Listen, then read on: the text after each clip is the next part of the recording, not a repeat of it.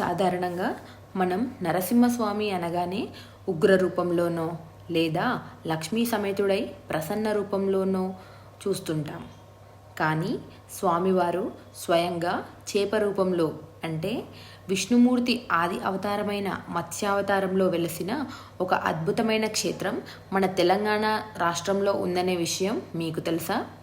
అంతేకాదు, ఇక్కడ గుండంలోని చేపల తలపై విష్ణునామాలు ఉంటాయి. ఇక్కడి నీరు రంగులు మారుతుంది. ఈరోజు ఈ వీడియోలో యాదాద్రి భువనగిరి జిల్లా వలిగొండ మండలంలోని వెంకటాపురం మత్స్యగిరి లక్ష్మీ నరసింహస్వామి వారి క్షేత్రం యొక్క నమ్మశక్యం కాని రహస్యాలు మరియు స్థల పురాణం తెలుసుకుందాం.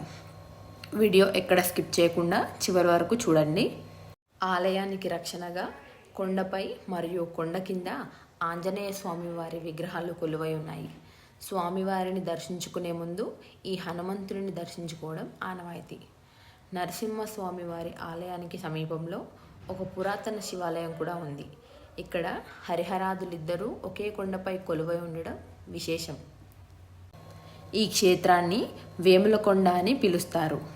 త్రేతాయుగంలో శృంగముని కుమారుడు దాదాపు 1000 మంది మునులు ప్రశాంతమైన తపస్సు కోసం ఈ కొండను ఎంచుకున్నారట.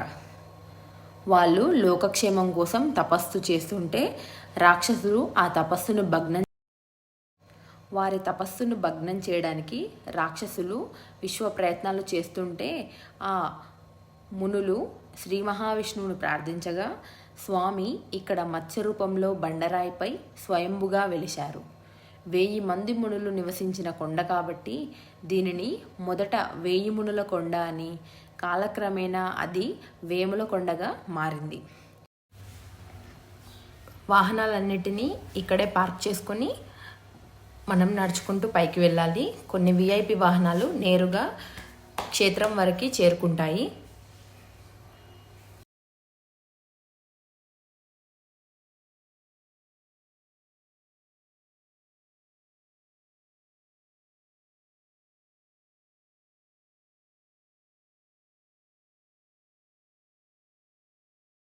చుట్టూ పచ్చని చెట్లు, పొలాల మధ్య ఈ మహాక్షేత్రం చాలా ప్రశాంతంగా, మనసుకి ఆహ్లాదంగా ఉంటుంది. ఇక్కడ స్వామివారు స్వయంగా వెలిశారు. ఈ కోనేరులో స్నానం చేస్తే సకల రోగాలు పోతాయని భక్తుల విశ్వాసం. ఇదే మన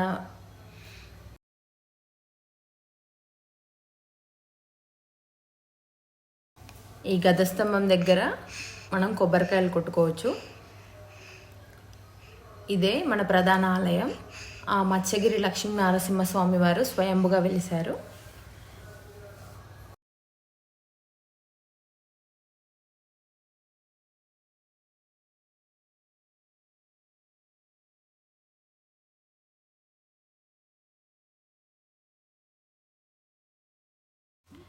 ఈ కొండపై ఉన్న పవిత్రమైన గుండం ఇక్కడి ప్రధాన ఆకర్షణ.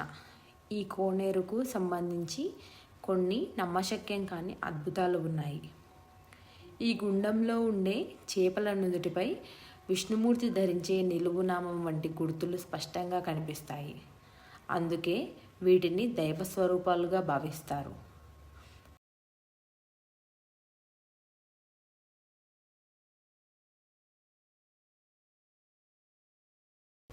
ఈ కోనేటిలోని నీరు సంవత్సరంలో వేర్వేరు సమయాల్లో తెల్లగా, ఆకుపచ్చగా మరియు పసుపు రంగులోకి మారుతూ ఉండడం విశేషం. ఈ గుండంలో స్నానమాచరిస్తే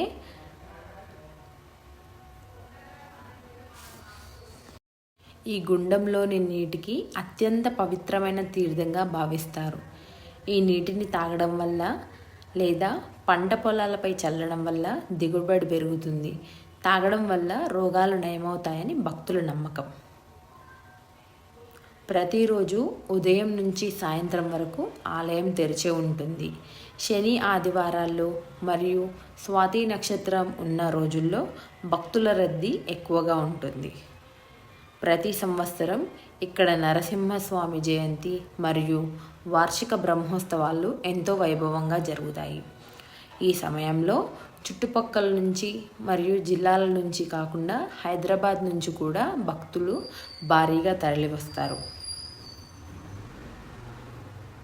కొండపైకి వెళ్ళడానికి ఘాట్ రోడ్ సౌకర్యం కూడా ఉంది.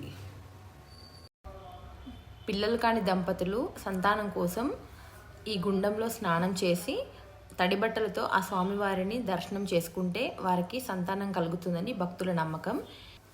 ఆ స్వామివారిని స్వయంగా దర్శించుకోండి. ఓం నమో నారసింహాయ నమః. ఓం నమో భగవతే వాసుదేవాయ నమః.